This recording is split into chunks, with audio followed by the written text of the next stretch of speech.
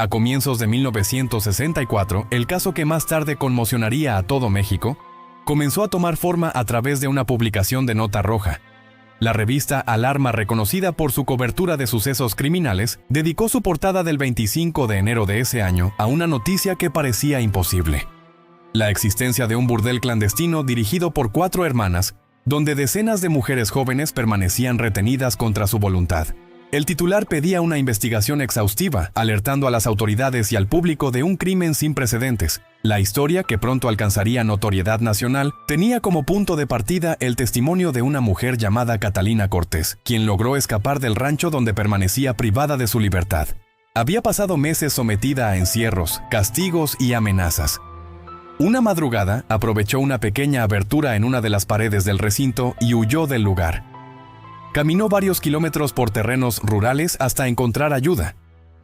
Exhausta y desorientada, logró llegar con sus familiares, quienes la acompañaron a denunciar los hechos ante la jefatura de policía en León, Guanajuato.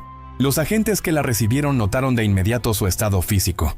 Estaba demacrada, desnutrida y visiblemente afectada. Su relato fue detallado y coherente, y a pesar de la crudeza de los hechos, se mantuvo firme en su declaración. Según lo que informó, las hermanas conocidas como González Valenzuela, dueñas del lugar, mantenían a varias mujeres en condiciones de servidumbre, obligándolas a atender a los clientes del burdel bajo constantes amenazas. Catalina mencionó que muchas de las jóvenes habían sido llevadas allí mediante engaños y que algunas nunca salían con vida. El testimonio generó preocupación inmediata entre los oficiales de guardia, ya que, en esa época, no era raro que ciertos agentes estuvieran coludidos con los responsables de este tipo de establecimientos. Sin embargo, el grupo que recibió la denuncia actuó con rapidez. Iniciaron la búsqueda del rancho mencionado por la víctima, conocido como Loma del Ángel, ubicado en los alrededores de León. Mientras tanto, uno de los hombres vinculados con las hermanas, apodado el Águila Negra, emprendió su propia búsqueda para localizar a Catalina, sin éxito. Su desaparición forzó a las autoridades a acelerar las acciones y organizar un operativo. El 14 de enero de 1964, varios agentes arribaron al sitio señalado. Lo que encontraron superó cualquier expectativa. El lugar aparentaba ser un rancho común, pero en su interior escondía un sistema organizado de explotación. Al ingresar, observaron a varias mujeres vestidas de manera sencilla, todas con ropa negra y chales gastados. Algunas intentaron ocultarse, otras apenas podían sostenerse en pie. Las habitaciones eran pequeñas, oscuras y mal ventiladas. En ellas encontraron a más mujeres, muchas en estado crítico, con signos de desnutrición y temor evidente. Las autoridades quedaron impactadas ante la magnitud del hallazgo. De inmediato se ordenó el rescate de todas las mujeres y la detención de las responsables. Durante la inspección del terreno, una de las víctimas indicó que en el patio trasero había una zona sospechosa.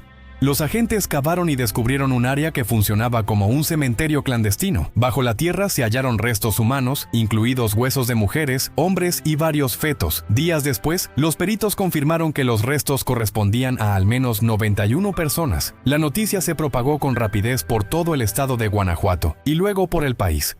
La prensa bautizó el caso como Las Poquianchis, en referencia al apodo con que se conocía a una de las hermanas. Las descripciones de los hechos despertaron indignación pública y una fuerte exigencia de justicia. El impacto mediático fue inmediato. Reporteros, policías y curiosos acudían a los alrededores del rancho para conocer más sobre lo sucedido.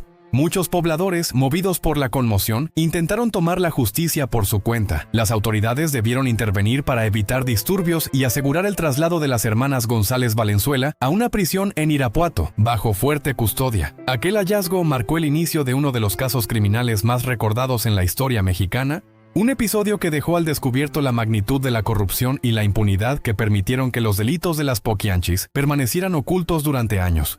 El operativo realizado en el rancho Loma del Ángel marcó el inicio de una investigación compleja que pronto reveló la estructura de un negocio criminal cuidadosamente encubierto. Las autoridades locales se enfrentaban no solo a los responsables directos, sino también a una red de protección que incluía funcionarios, policías y figuras de poder regional. Aún así, el hallazgo era demasiado grande para ser ocultado. Decenas de mujeres fueron rescatadas y trasladadas a lugares seguros, mientras peritos y agentes judiciales inspeccionaban cada rincón del terreno en busca de evidencia. El informe preliminar describía el lugar como una propiedad rural adaptada para funcionar como casa de citas. En su interior se localizaron dormitorios improvisados, utensilios de cocina oxidados, ropa desgastada y registros con nombres y deudas. Aquellos apuntes revelaban que las jóvenes eran tratadas como propiedad, endeudadas artificialmente mediante el cobro de artículos de uso personal o multas inventadas. La mayoría no recibía pago alguno. Se mantenían bajo vigilancia constante y eran castigadas si intentaban escapar o negarse a trabajar. El descubrimiento de las fosas comunes generó conmoción entre los oficiales. Las autoridades municipales, presionadas por la magnitud del caso y la atención mediática, ordenaron la detención inmediata de las hermanas Delfina, María de Jesús Carmen y Eva González Valenzuela, conocidas en su entorno por dirigir varios establecimientos en distintas localidades del Bajío. Las primeras declaraciones obtenidas de las víctimas apuntaban a que las mujeres habían sido reclutadas mediante promesas de empleo doméstico o ayuda económica. Una vez dentro del rancho se les quitaban sus pertenencias y eran obligadas a permanecer bajo encierro permanente. El caso fue entregado al Ministerio Público, que integró las pruebas y testimonios en un expediente que se extendería por cientos de páginas. Las autoridades federales asumieron el control del proceso, conscientes del impacto que la noticia estaba causando en todo el país. La cobertura de la prensa fue intensa. Periódicos de la Ciudad de México enviaron reporteros a Guanajuato y las crónicas describían el caso como una red de esclavitud moderna. Mientras tanto, las hermanas fueron trasladadas a la cárcel de Irapuato bajo un operativo de seguridad especial. Afuera del recinto se concentraron decenas de personas que exigían justicia. En la región, muchos habitantes aseguraban haber escuchado rumores sobre aquel rancho durante años, pero nadie se había atrevido a denunciar por miedo a represalias. Con el tiempo, esa percepción de silencio y complicidad se convertiría en una de las reflexiones más duras sobre el caso. Cómo un sistema de corrupción permitió que los crímenes persistieran durante tanto tiempo sin intervención. Los primeros informes oficiales señalaron que, además del rancho en Guanajuato, existían otras propiedades relacionadas con las hermanas, utilizadas con fines similares. También se identificaron cómplices, choferes, vigilantes y expolicías que colaboraban en el traslado, vigilancia y sometimiento de las víctimas. Muchos de ellos fueron detenidos junto con las hermanas, aunque solo unas pocas condenas llegarían a concretarse. El impacto social fue inmediato. En los pueblos cercanos, el nombre Poquianchis comenzó a asociarse con miedo y repulsión. Las comunidades rurales que hasta entonces habían mantenido silencio, comenzaron a compartir testimonios de desapariciones no esclarecidas, jóvenes que nunca regresaron después de promesas de empleo, o de haber sido vistas por última vez en los alrededores de León y Lagos de Moreno. Las autoridades locales, bajo presión, iniciaron nuevas investigaciones en busca de otras posibles víctimas. A pesar de los esfuerzos iniciales, el caso pronto evidenció las limitaciones del sistema judicial de la época. La falta de recursos forenses, la pérdida de archivos y la colusión de algunos funcionarios dificultaron reconstruir con precisión el número total de víctimas. Los reportes posteriores estimaron más de 90 fallecimientos, aunque testimonios no oficiales hablaron de cifras mucho mayores. El caso de las Poquianchis se convirtió en un símbolo del abuso de poder, de la impunidad y del abandono institucional hacia las mujeres en situación de vulnerabilidad. Lo que comenzó con la valentía de una sola sobreviviente terminó destapando una red de crímenes sistemáticos, sostenida durante casi 2 décadas sin que nadie la detuviera. Para comprender cómo se formó el grupo conocido como las Poquianchis, es necesario retroceder varias décadas y observar el entorno en el que crecieron sus integrantes. Las hermanas Delfina, María de Jesús, Carmen y Eva González Valenzuela nacieron entre los estados de Guanajuato y Jalisco, en el seno de una familia marcada por la disciplina, el temor y la religión. Eran hijas de Isidro Torres, un hombre que trabajó en las fuerzas policiales durante los últimos años del Porfiriato, y de Bernardina Valenzuela, una mujer profundamente devota. El padre representaba la figura de autoridad absoluta dentro del hogar. Según testimonios posteriores, tenía un carácter violento y era conocido por ejercer castigos severos, tanto dentro de su trabajo como en su propia casa. Durante su servicio policial, participó en la persecución de asaltantes y delincuentes de caminos, lo que le daba una reputación de hombre implacable. Sin embargo, fuera del uniforme, su comportamiento era errático. Se le describía como un hombre alcohólico, temperamental y temido por su familia. No era raro que hiciera presenciar a sus hijas los castigos que aplicaba a los detenidos, una práctica que, con el tiempo, marcaría de forma permanente su manera de entender la autoridad y el castigo. Bernardina, su madre, trataba de mantener el hogar bajo los preceptos religiosos, inculcando en sus hijas la oración y la obediencia. Pese a sus intentos por preservar cierta estabilidad familiar, el ambiente estaba dominado por la violencia doméstica y los abusos de poder. En una ocasión, cuando una de las hijas, Carmen, intentó escapar con un hombre sin haberse casado, Isidro la castigó severamente y llegó incluso a encarcelarla durante un año, utilizando su rango dentro del cuerpo policial. El padre también fue protagonista de un episodio que alteró el destino de toda la familia. Según los reportes, durante un conflicto personal, Isidro Torres dio muerte a un hombre inocente aprovechando su posición. Aquello lo obligó a huir con su familia, abandonando su cargo y su nombre. Para evitar represalias, se trasladaron a la localidad de El Salto, Jalisco, donde adoptaron un nuevo apellido y comenzaron una vida discreta. En su nuevo hogar, Isidro trabajó como arriero y trató de mantenerse alejado de las autoridades. No obstante, las secuelas de su conducta autoritaria permanecieron. Las hijas crecieron en un entorno donde la violencia se veía como una forma de imponer respeto, mientras la religión se convertía en refugio y justificación de muchos actos. Con el tiempo, este contraste entre fe y represión se reflejaría en las decisiones que tomarían en la adultez. Durante su juventud, Delfina, Carmen y María de Jesús buscaron empleo como obreras en una fábrica de hilados y tejidos. El trabajo era arduo, con largas jornadas y bajos salarios. Permanecieron allí poco tiempo, decepcionadas por las condiciones laborales y la falta de oportunidades.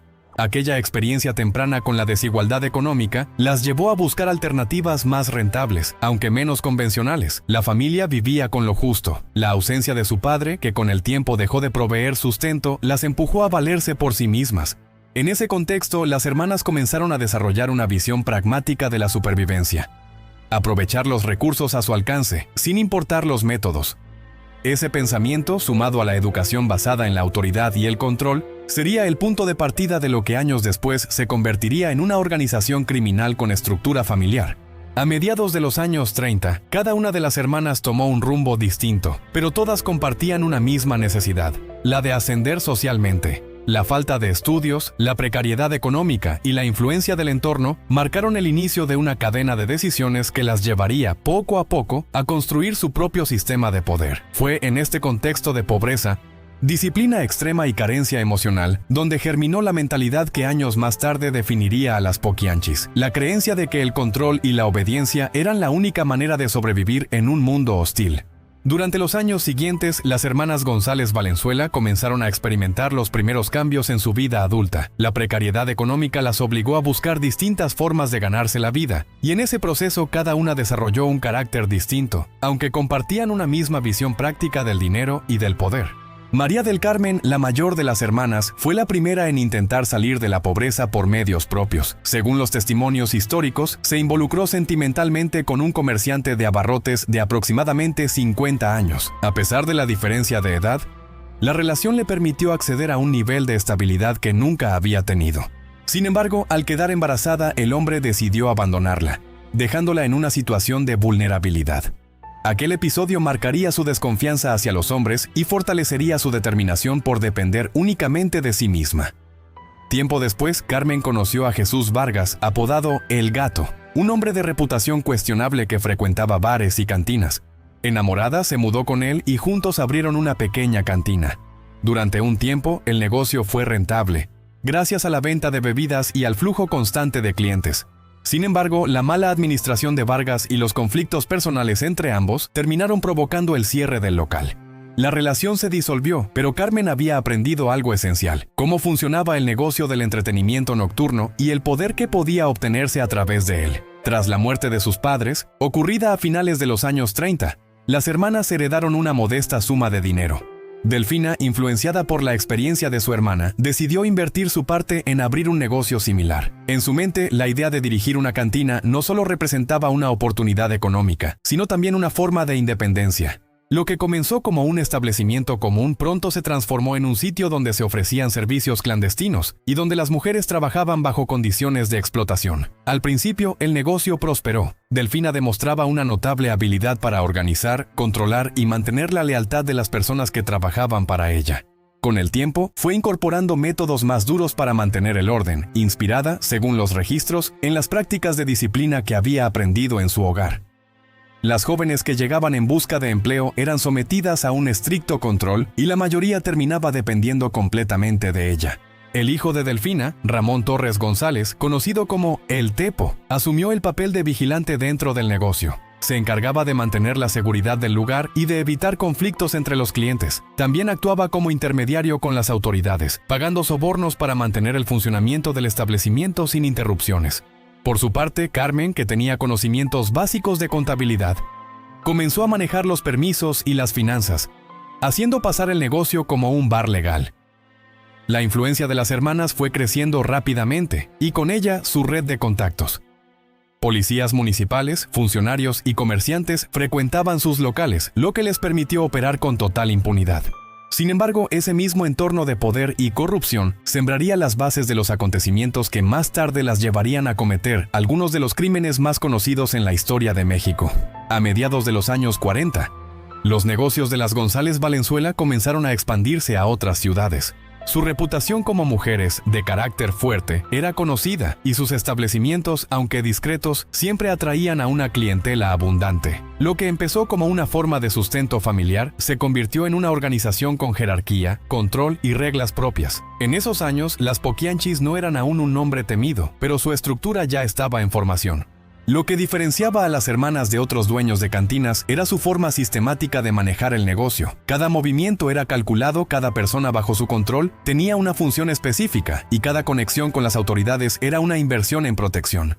Así se consolidó el primer periodo de su historia, el paso de una familia marcada por la pobreza y la violencia doméstica a un clan que aprendió a sobrevivir mediante la manipulación, el control y la explotación. Al llegar la década de 1940, las hermanas González Valenzuela comenzaron a consolidar lo que hasta entonces habían sido esfuerzos dispersos en actividades de subsistencia. Con algo de experiencia adquirida en los bares y cantinas de los pueblos donde trabajaban, vieron una oportunidad en el negocio del entretenimiento nocturno.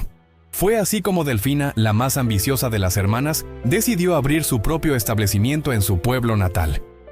El inicio fue modesto, un local pequeño en el que se servían bebidas y se ofrecía música. Sin embargo, el negocio evolucionó rápidamente. Las ganancias crecieron y con ellas el interés por convertir aquel bar en un sitio de mayores ingresos. Delfina, observadora y calculadora, comprendió que el éxito dependía no solo del flujo de clientes, sino del control absoluto sobre quienes trabajaban allí. Esa visión marcaría el rumbo del negocio y de su futuro. Las hermanas comenzaron a contratar mujeres jóvenes, muchas provenientes de comunidades rurales cercanas.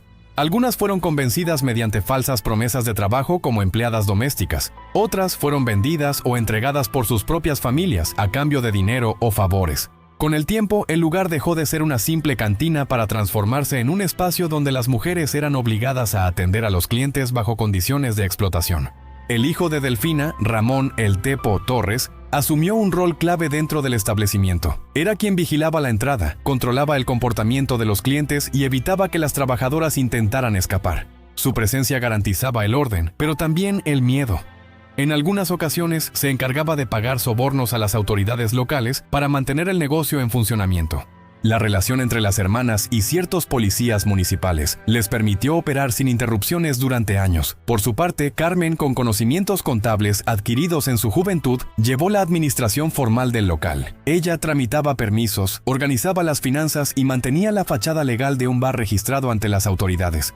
Bajo su dirección, los registros se llevaban de manera minuciosa: nombres, deudas, horarios y sanciones.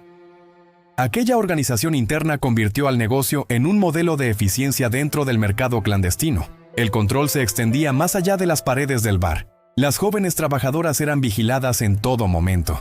No podían salir sin autorización y, en muchos casos, eran endeudadas mediante cargos por comida, vestimenta o productos de aseo. El sistema de deuda servía como una herramienta de sometimiento.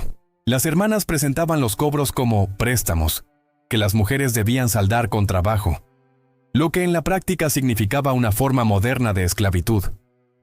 A pesar de su creciente poder, los conflictos con las autoridades comenzaron a surgir. En una ocasión, tras una riña con agentes municipales, Ramón "El Tepo" perdió la vida. Su muerte fue un punto de inflexión. Lejos de provocar arrepentimiento, el hecho fortaleció el carácter de Delfina. Según testigos, juró vengarse de los responsables y contrató a personas para atacarlos. Ese acto de represalia consolidó su reputación como una mujer temida, dispuesta a todo con tal de mantener el control. El establecimiento fue clausurado poco después del incidente, pero las hermanas no se detuvieron. Con lo que quedaba de su dinero, trasladaron a las mujeres que trabajaban con ellas a una propiedad familiar en San Francisco del Rincón, Guanajuato, donde permanecieron encerradas durante varios meses. A partir de entonces, el negocio dejó de depender de la visibilidad pública y comenzó a operar en la clandestinidad, bajo un sistema cada vez más cerrado y violento. Lo que había empezado como un bar común se transformó en una organización informal con jerarquía y funciones definidas. Delfina supervisaba las operaciones y tomaba las decisiones. Carmen administraba las finanzas y María de Jesús, que se incorporaría más adelante, se encargaría de expandir el modelo a otras regiones. En ese periodo, las Poquianchis desarrollaron el método que les permitiría sostener su red durante casi 2 décadas, la combinación de corrupción, miedo y aparente legalidad. Con el paso del tiempo, las hermanas González Valenzuela aprendieron a moverse entre la legalidad y la clandestinidad. Tras la clausura de su primer local, Delfina no tardó en buscar nuevas oportunidades. Su visión empresarial, aunque basada en la explotación, era clara: abrir un negocio estable que generara ingresos sin depender de otros. En 1954 fundó un nuevo establecimiento llamado Guadalajara de Noche, ubicado en Lagos de Moreno, Jalisco. El lugar se presentó ante las autoridades como un motel con servicio de bar, aprovechando la afluencia de visitantes durante las ferias del pueblo. Sin embargo, detrás de esa fachada se encontraba un sistema idéntico al que habían operado anteriormente. Jóvenes reclutadas bajo engaños, alojadas en condiciones precarias y obligadas a trabajar. La diferencia era que ahora Delfina contaba con mayor influencia local. Había aprendido a negociar con las autoridades, a ofrecer favores y a proteger su negocio a través de sobornos. Uno de los primeros en beneficiarse de esa red de favores fue el alcalde del municipio, quien autorizó el funcionamiento del local a cambio de atenciones personales y discreción. De esa manera, Guadalajara de Noche operó con total libertad, consolidando la reputación de Delfina como una mujer astuta y difícil de enfrentar. Durante esos años, su nombre comenzó a circular entre policías, empresarios y funcionarios, todos conscientes de su capacidad para manejar situaciones delicadas. Con el dinero acumulado y el control de la operación, Delfina decidió mudarse a San Francisco del Rincón, Guanajuato, donde buscó establecerse de manera definitiva. Allí convocó a su hermana María Luisa, quien se integró al negocio con el propósito de expandirlo. Juntas comenzaron a reclutar mujeres de distintas comunidades rurales, muchas de ellas menores de edad. Algunas eran convencidas mediante promesas de empleo en casas particulares, mientras que otras eran directamente compradas o raptadas.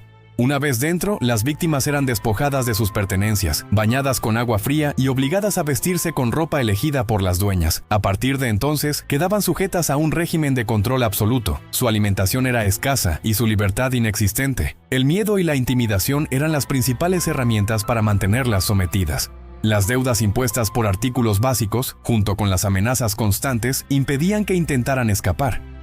Durante este periodo, la organización de las hermanas se volvió más estructurada.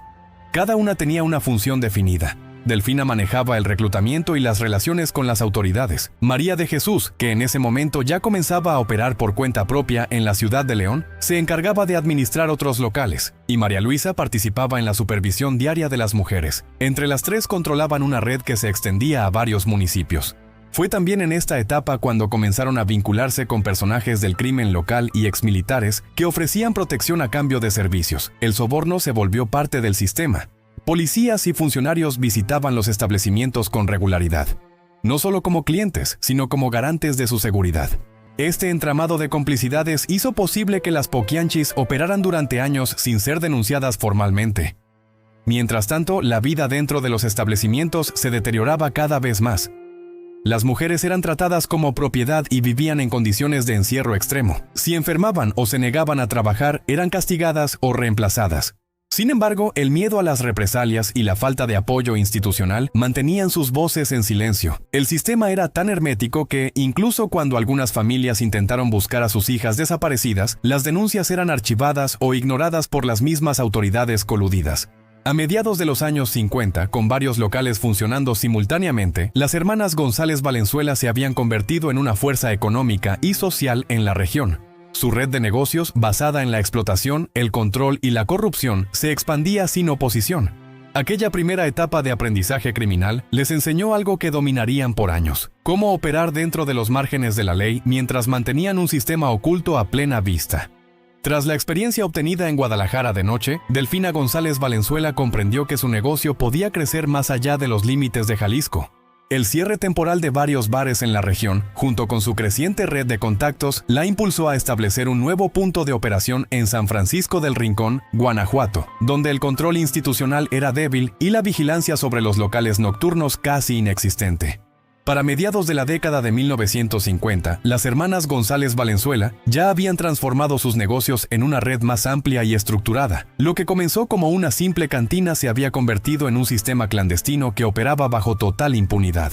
Delfina, quien asumía el liderazgo, mantenía relaciones con funcionarios locales, lo que le garantizaba protección frente a cualquier denuncia o inspección. Con la apertura del bar Guadalajara de Noche, en Lagos de Moreno, las Poquianchis lograron consolidar una clientela estable compuesta por jornaleros, militares, policías y autoridades municipales. El lugar operaba legalmente gracias a los permisos obtenidos por Carmen, la hermana con estudios contables, quien se encargaba de la documentación y la administración del dinero. A cambio de favores y sobornos, los inspectores municipales ignoraban cualquier irregularidad. Sin embargo, tras la muerte de Carmen en 1949 a causa de cáncer, Delfina asumió el control total de las operaciones. Su visión era clara: crear un negocio que combinara el entretenimiento con un modelo de explotación cuidadosamente organizado.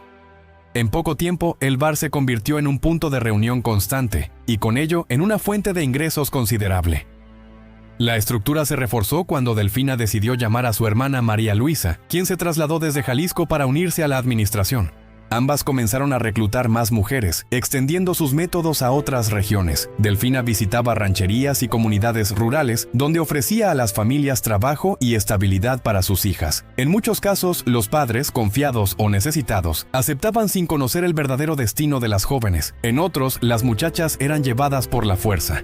Una vez en el establecimiento, las mujeres eran sometidas a control físico y económico. Se les asignaban deudas por ropa, maquillaje y productos de aseo personal, lo que las mantenía permanentemente endeudadas y sin posibilidad de abandonar el lugar. Las amenazas eran constantes y la vigilancia estaba a cargo de hombres que actuaban como custodios.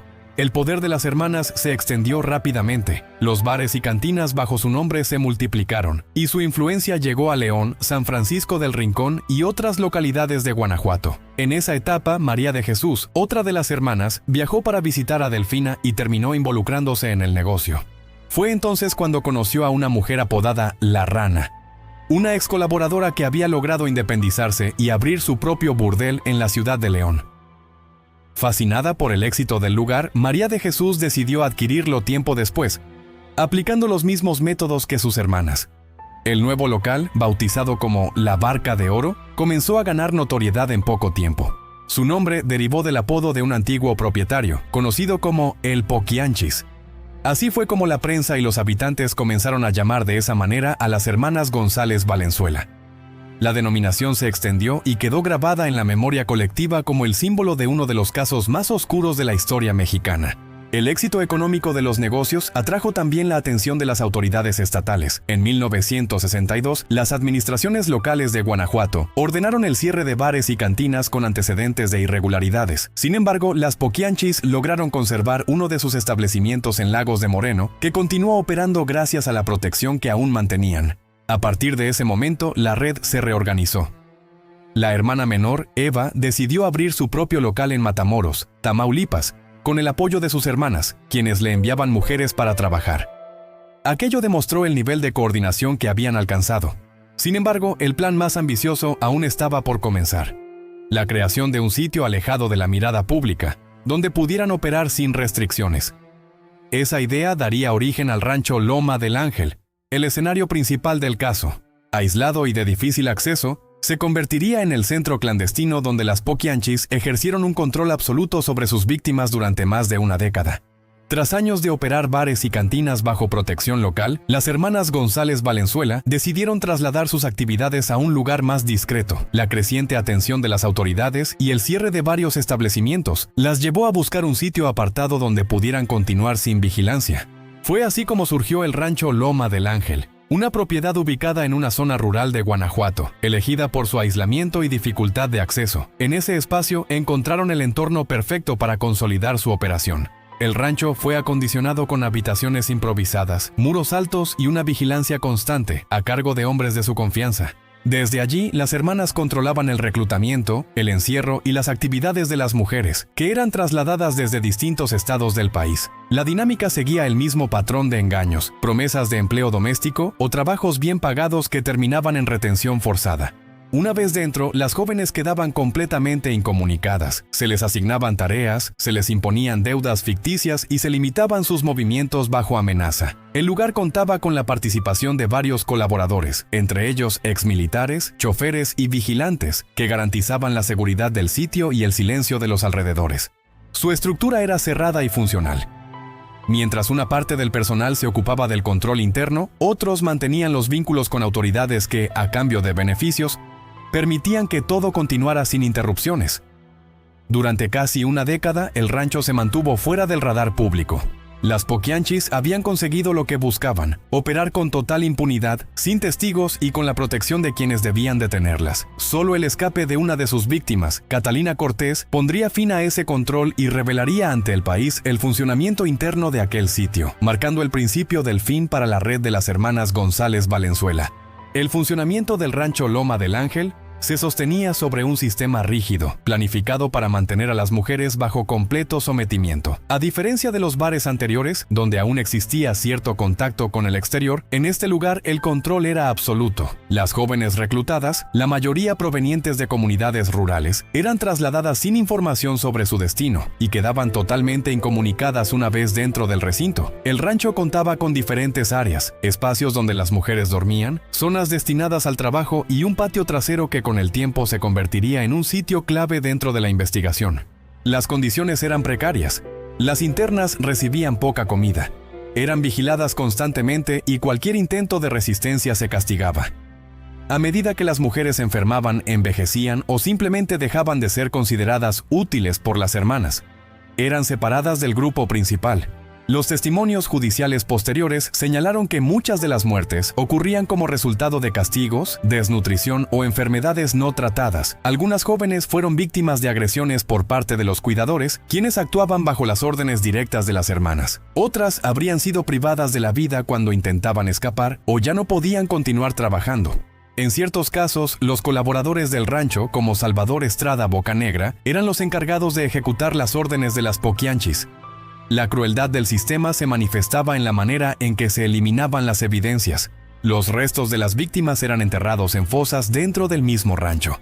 Este patrón se confirmó años más tarde, cuando las autoridades, tras la denuncia de Catalina Cortés, realizaron excavaciones que revelaron más de 90 cuerpos entre mujeres, hombres y restos fetales. Aquello demostró la magnitud de lo ocurrido y el nivel de impunidad con el que las hermanas habían operado durante casi 2 décadas. El rancho funcionaba como una organización estructurada. Delfina se encargaba de las decisiones principales, María Luisa supervisaba el trato hacia las mujeres y María de Jesús gestionaba los pagos, la contabilidad y la relación con las autoridades locales. Cada colaborador tenía una función específica. Unos controlaban los accesos, otros se encargaban del transporte y un pequeño grupo administraba los castigos. Los informes judiciales concluyeron que las muertes no respondían a un impulso momentáneo, sino a una práctica sistemática. Las mujeres eran eliminadas cuando dejaban de generar ingresos o cuando su estado físico impedía que continuaran trabajando. En algunos casos, los restos eran enterrados inmediatamente. En otros, permanecían ocultos dentro de las instalaciones hasta que el olor o las sospechas obligaban a los encargados a retirarlos. Durante los años en que el rancho operó, los vecinos de las zonas cercanas escuchaban rumores, pero pocos se atrevían a intervenir. La influencia de las Poquianchis y la presencia constante de policías en la propiedad bastaban para mantener el silencio. A ojos de la comunidad, el lugar era solo un rancho privado. Nadie imaginaba que dentro se ocultaba una red de explotación y homicidios que tiempo después sería considerada uno de los episodios criminales más graves en la historia de México. Cuando finalmente la verdad salió a la luz, las declaraciones de las sobrevivientes confirmaron lo que se sospechaba. El rancho no solo fue un centro de sometimiento, sino también un espacio donde decenas de mujeres perdieron la vida bajo un sistema de control total. Ese hallazgo no solo marcó el fin de las operaciones de las hermanas, sino también el inicio de una investigación que revelaría hasta qué punto el poder, la corrupción y la violencia se habían entrelazado en aquel oscuro periodo. El funcionamiento del rancho Loma del Ángel no habría sido posible sin una estructura de apoyo que operaba dentro y fuera del lugar. Las hermanas González Valenzuela contaban con un grupo de hombres de confianza encargados de distintas tareas. vigilancia, transporte, intimidación y comunicación con las autoridades locales.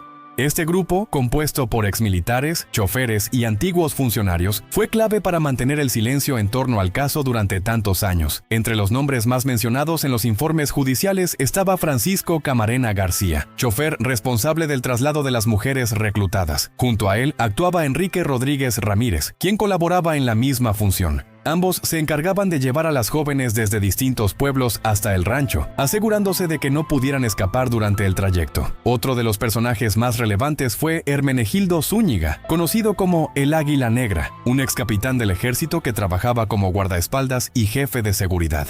Era quien mantenía el contacto directo con las autoridades municipales y garantizaba que las operaciones se desarrollaran sin interferencias. Su experiencia militar y sus vínculos con policías locales lo convirtieron en una pieza esencial dentro de la organización.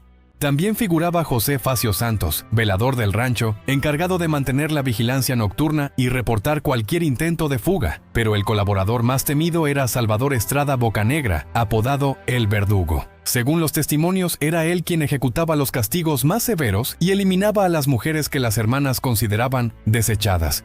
Su papel en los hechos fue determinante para comprender la magnitud de la violencia ejercida en el lugar.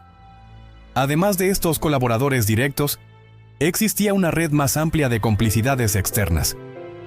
Policías, funcionarios municipales y militares locales frecuentaban los establecimientos de las Poquianchis y recibían beneficios económicos o favores a cambio de protección.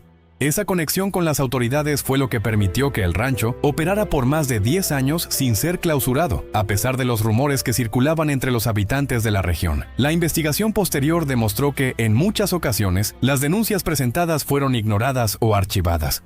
Las relaciones personales, los sobornos y el miedo generalizado crearon un muro de silencio que solo se rompió con la huida de Catalina Cortés. Fue entonces cuando el sistema colapsó y la red completa quedó expuesta. Cuando el caso salió a la luz, la magnitud del encubrimiento sorprendió incluso a las autoridades federales. El papel de los colaboradores evidenció no solo la participación activa de quienes trabajaban dentro del rancho, sino también la responsabilidad de los organismos públicos que permitieron que las Poquianchis actuaran con total impunidad. Aquel entramado de cómplices fue, en realidad, el cimiento que sostuvo al grupo durante casi 2 décadas. Sin ellos, el control absoluto sobre las víctimas y la protección ante la justicia no habría sido posible.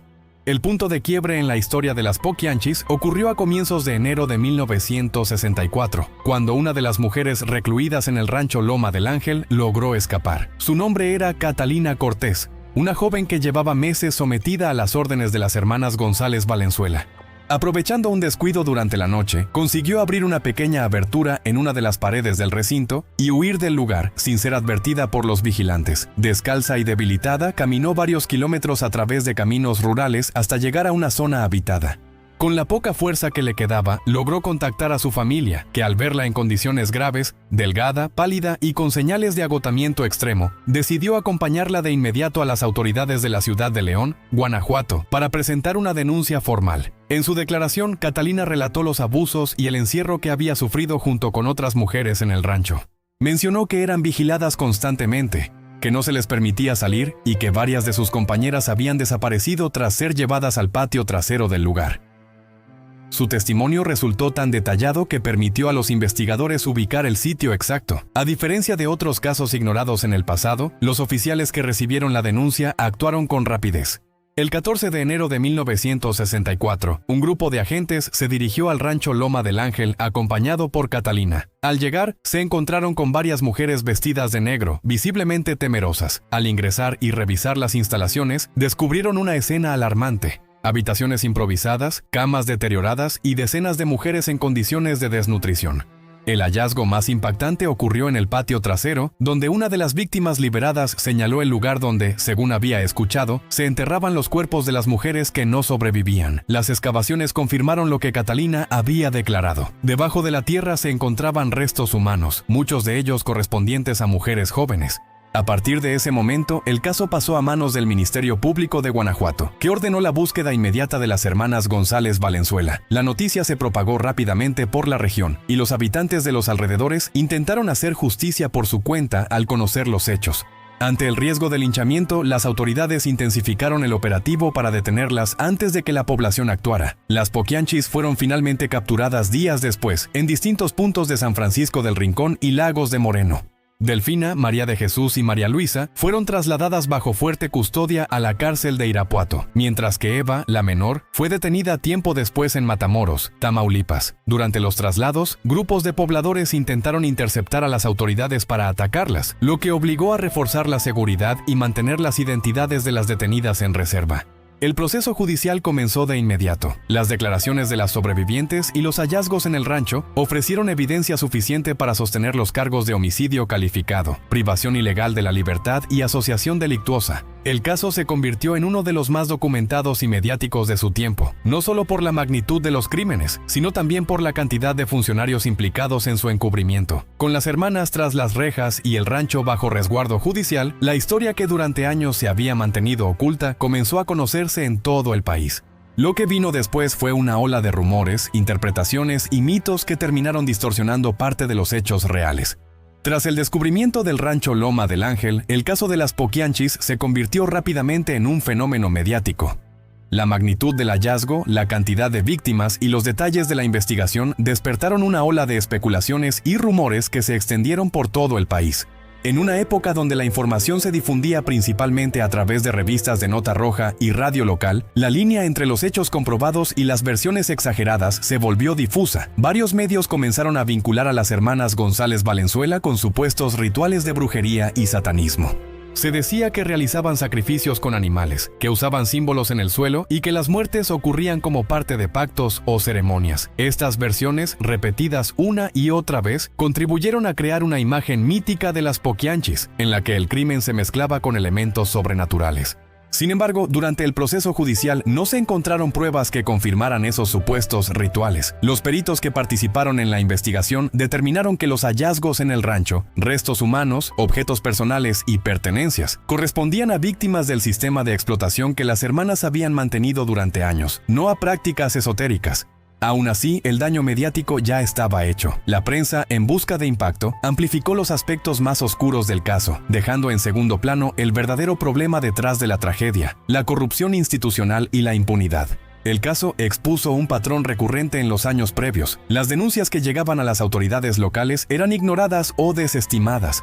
En algunos municipios, los mismos funcionarios que debían investigar eran clientes o beneficiarios del dinero que generaban las Poquianchis. Las inspecciones se suspendían, los reportes se alteraban y los policías asignados al área mantenían vínculos directos con el grupo. Conforme el caso se volvió público, comenzaron a conocerse las dimensiones reales del encubrimiento. Policías municipales, agentes judiciales e incluso figuras políticas regionales aparecieron mencionados en los testimonios. La red de protección no solo permitió que los delitos continuaran, sino que también distorsionó la verdad cuando la historia llegó a los medios. Se construyó así una narrativa sensacionalista donde las hermanas eran retratadas como figuras casi míticas, desviando la atención del entramado de complicidades que las había sostenido. En los años siguientes, las investigaciones federales confirmaron que las Poquianchis actuaron motivadas por el beneficio económico y el control total sobre las mujeres bajo su poder. No hubo evidencias de rituales, cultos o sacrificios con fines místicos, sino una estructura de explotación y homicidios con fines utilitarios. El mito persistió porque resultaba más impactante y vendible para los medios de la época. El caso reveló con crudeza la fragilidad del sistema judicial mexicano de esos años, la corrupción, la ausencia de vigilancia efectiva y la falta de respuesta ante denuncias que pudieron haber evitado decenas de muertes. Lo que comenzó como una historia criminal terminó convirtiéndose en un espejo de una sociedad donde la autoridad se confundía con la complicidad y donde la verdad, durante mucho tiempo, fue opacada por el sensacionalismo.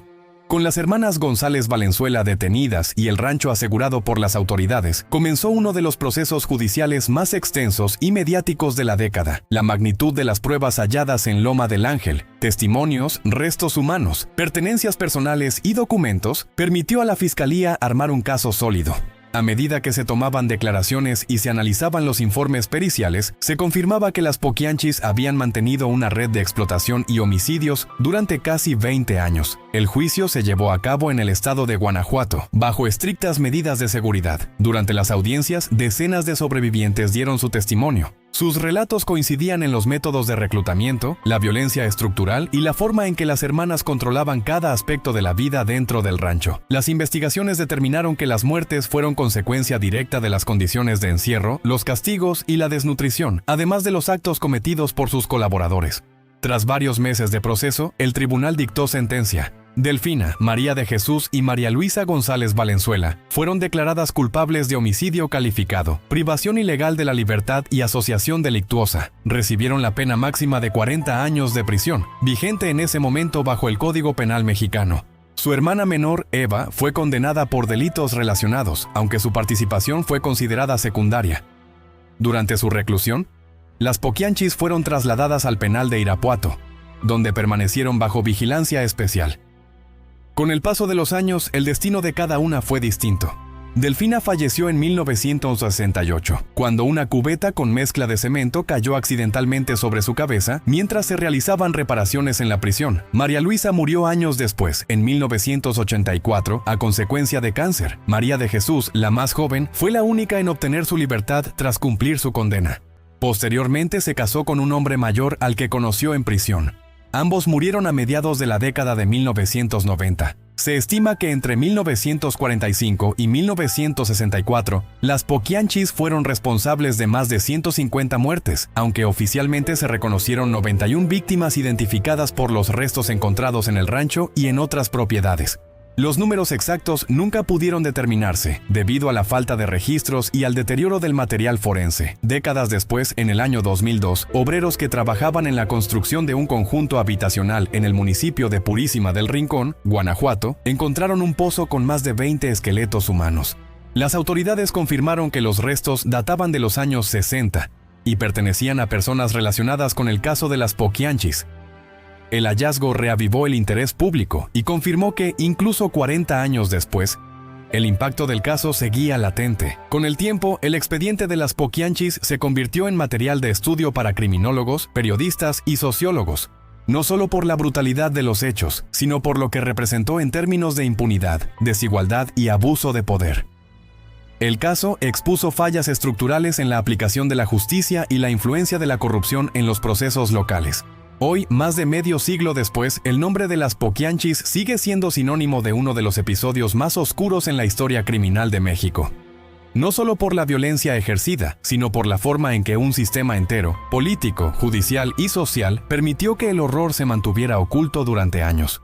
Su historia continúa siendo un recordatorio del costo humano de la indiferencia y de las consecuencias de un poder sin control. Si te gustó este video, dale like, suscríbete y activa la campanita para que no te pierdas ninguno de nuestros próximos casos.